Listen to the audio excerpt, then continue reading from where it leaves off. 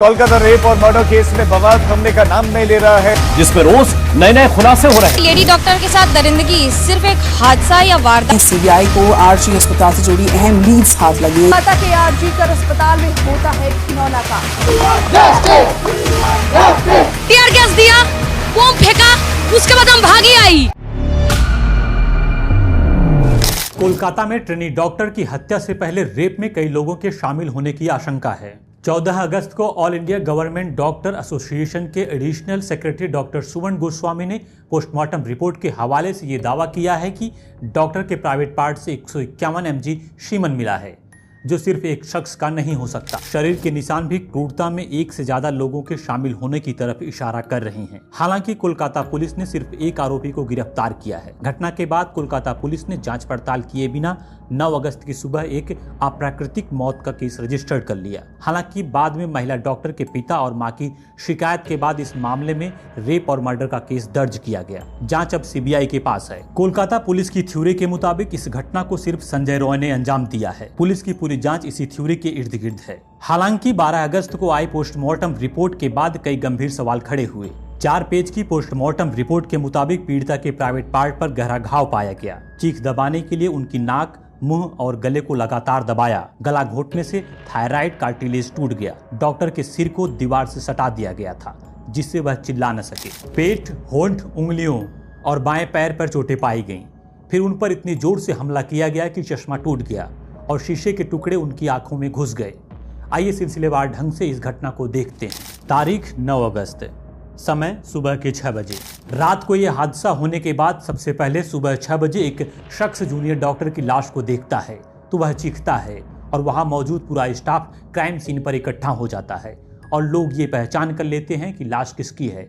इसके बाद वहां मौजूद एक सीनियर 1 घंटे बाद यानी 7 बजे इस अस्पताल के प्रिंसिपल डॉक्टर संदीप घोष को फोन करते हैं और बताते हैं कि सर, यहाँ सेमिनार हॉल में एक लाश पड़ी है जो एक ट्रेनी डॉक्टर की है। उसके बाद संदीप घोष कहते हैं कि ठीक है, मैं आता हूँ। संदीप घोष का घर फूल बागान में है। फूल बागान से अस्पताल पहुँचने में 20 से 30 मिनट लगता है, पर क्योंकि सुबह का समय था तो संदीप घोष को कुछ समय और लगता है और वो सुबह 8 बजे अस्पताल पहुँच जाते हैं और लाश को देखते हैं और वहाँ मौजूद लोगों से और जानकारी लेते हैं।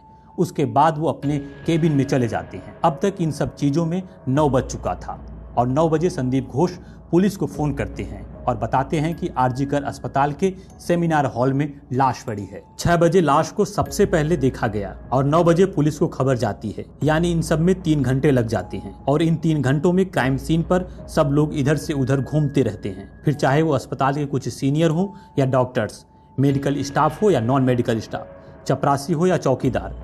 ऐसे में क्राइम सीन पर मौजूदा सबूतों जैसे फिंगरप्रिंट्स, जूतों के निशान, सब कुछ तहस नहस हो गए, क्योंकि अपराधी के जूतों के निशान के साथ साथ वहां के स्टाफ के जूतों के निशान सब मिक्स हो गए। वहां मौजूद स्टाफ कहीं भी हाथ लगा रहा था, किसी भी सामान को उठाकर देख रहा था, तो ऐसे में अपराधी के फिंगरप्रिंट्स के साथ स्टाफ के फिंगरप्रिंट्स भी मिक्स हो गए और इस तरह कुछ सबूत अपने आप तहस नहस हो गए। ऐसे में इतनी विभत्स घटना होने के बाद भी पुलिस को खबर करने में 3 घंटे क्यों लगे? जब लाश को 6 बजे देखा गया तभी पुलिस को खबर क्यों नहीं किया गया? अगर ऐसा किया जाता तो पुलिस क्राइम सीन को आकर प्रोटेक्ट करती, जिससे सबूत बचे रहते, जिससे हमें ये और अच्छे से पता लग जाता कि क्या संजय रॉय अकेला था या उसके साथ कुछ और लोग थे। अगर कुछ और लोग थे तो वो कौन लोग थे? तारीख 9 अगस्त, समय सुबह के 10:53। सुबह 6 बजे घटना का पता चला था, पर अब तक ट्रेनी डॉक्टर के घर अस्पताल की तरफ से कोई फोन नहीं किया गया।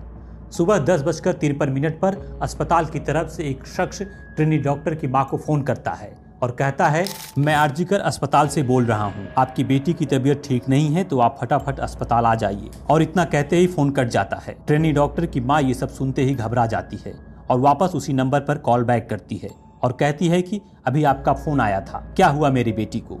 अस्पताल की तरफ से जवाब आता है कि हम अभी आपको ज्यादा नहीं बता सकते, आप फौरन अस्पताल आ जाइए। और फिर फोन कट जाता है। माँ तीसरी बार उसी नंबर पर फोन करती है। इस बार अस्पताल की तरफ से जवाब आता है कि मैं अस्पताल का असिस्टेंट सुपरिटेंडेंट बोल रहा हूँ, आपकी बेटी ने सुसाइड कर लिया है, आप जितना जल्दी हो सके अस्पताल आ जाइए। ट्रेनी डॉक्टर की माँ इतना सुनते ही घबरा जाती है। वो अपने पति को ये सब बताती है और ट्रेनी डॉक्टर की माँ और पिता 12 बजे अस्पताल पहुँच जाते हैं।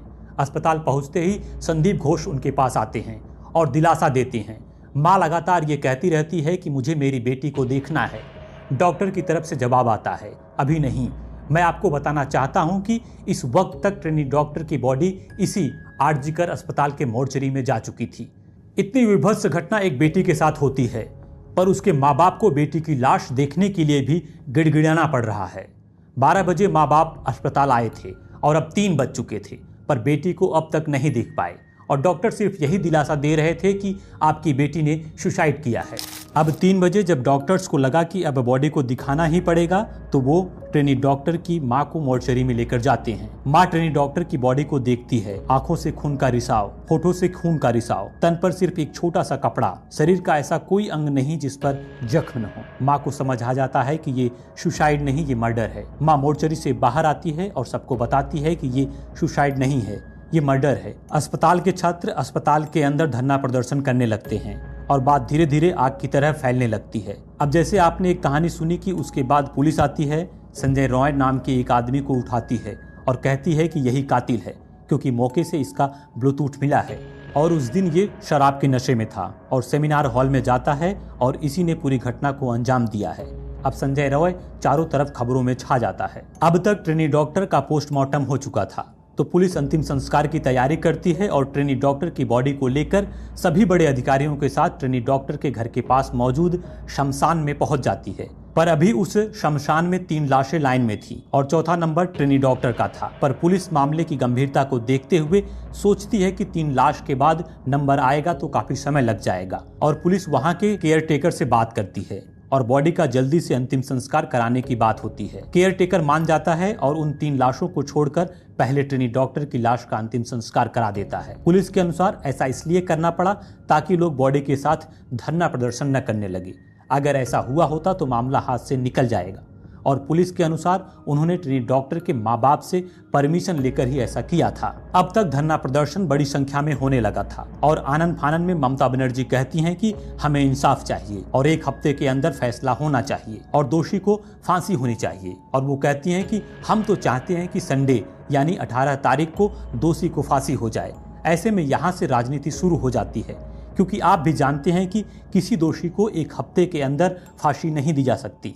पहले पुलिस जांच करती है, फिर लोअर कोर्ट, फिर हाई कोर्ट, फिर सुप्रीम कोर्ट, और यहाँ कितना समय लगता है ये तो हम सब निर्भया केस से ही जान चुके हैं। ऐसे में ये कहना कि हम 1 हफ्ते में फांसी दे देंगे, ये राजनीति नहीं तो और क्या हो सकता है। अब तक पुलिस की जांच चल ही रही थी कि कुछ लोग हाई कोर्ट पहुंच जाते हैं और कुछ सवाल कोर्ट के सामने रखते हैं, जैसे अगर घटना उसी अस्पताल में हुई तो पोस्टमार्टम भी उसी अस्पताल में क्यों किया गया, दूसरे सरकारी अस्पताल में क्यों नहीं किया गया, ताकि उसकी निष्पक्ष जांच होती। 7 बजे जब प्रिंसिपल को इस घटना का पता लगा तो उन्होंने 7 से 9 बजे के बीच किस किस से बात की और इन वाजिब सवालों को सुनकर हाई कोर्ट ने कहा कि अब इस केस की जांच सीबीआई करेगी। अब इस केस को सीबीआई देख रही है। पर इससे पहले पुलिस सबसे पहले सेमिनार हॉल में पहुंची थी, जहां उन्हें संजय रॉय का नेक बैंड मिला था और पुलिस के हिसाब से तो केस वहीं खत्म हो गया था। पर बीच में ही एक डॉक्टर ये कहते हैं कि पोस्टमार्टम में लिखा है कि 150 ml व्हाइट फ्लूइड मिला है।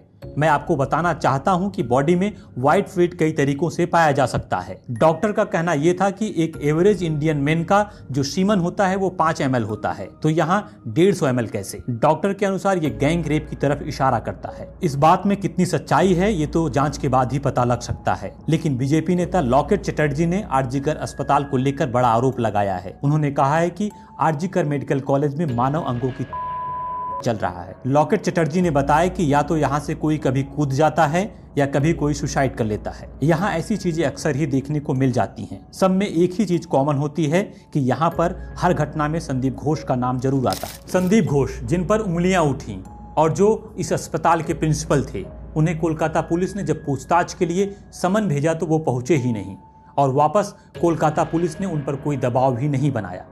ऐसा क्यों और कैसे, ये सब तो सीबीआई ही बताएगी। ये केस सीबीआई देख रही है और सीबीआई को इन जरूरी सवालों के जवाब तलाशने हैं, जैसे क्या संजय रॉय ने उस रात नशे में चूर होकर इस घटना को अंजाम दिया? क्या उस रात संजय रॉय अकेला था? अगर संजय रॉय के साथ कुछ लोग और थे तो वो कौन थे? ट्रेनी डॉक्टर के शरीर पर जख्मों के निशान कैसे आए? क्या ये घटना सेमिनार हॉल में ही हुई या बॉडी को वहां लाकर डाला गया? सेमिनार हॉल के बाहर अचानक कंस्ट्रक्शन का काम कैसे शुरू हो गया? सेमिनार हॉल के अंदर जो लोग भीड़ लगाकर गए वो क्या सिर्फ ये खबर सुनकर गए या कहीं सबूत मिटाने के मकसद से तो नहीं गए? सबूत जुटाना। हड़ताल कर रहे डॉक्टरों का कहना है कि घटनास्थल को सील नहीं किया गया, सेमिनार हॉल को खुला छोड़ दिया गया, वहां सीसीटीवी भी नहीं है। ऐसे में सीबीआई के लिए मौके से सबूत जुटाना आसान नहीं होगा। घटना की रात अस्पताल में 5 लोगों की ड्यूटी थी। पोस्टमार्टम के आधार पर डॉक्टर भी घटना में 1 से ज्यादा लोगों के शामिल होने का दावा कर रहे हैं। ऐसे में सीबीआई की पहली चुनौती ये पता लगाना होगा कि इस घटना में कितने और कौन लोग शामिल हैं। अगर आप भी चाहते हैं कि ट्रेनी डॉक्टर को इंसाफ मिले तो कमेंट में अपनी राय जरूर दीजिए। आपको अभी तक क्या समझ आया, केस किस तरफ जा सकता है? आगे की अपडेट के लिए चैनल को सब्सक्राइब कर लीजिए। अपना कीमती वक्त मुझे देने के लिए आपका बहुत बहुत धन्यवाद।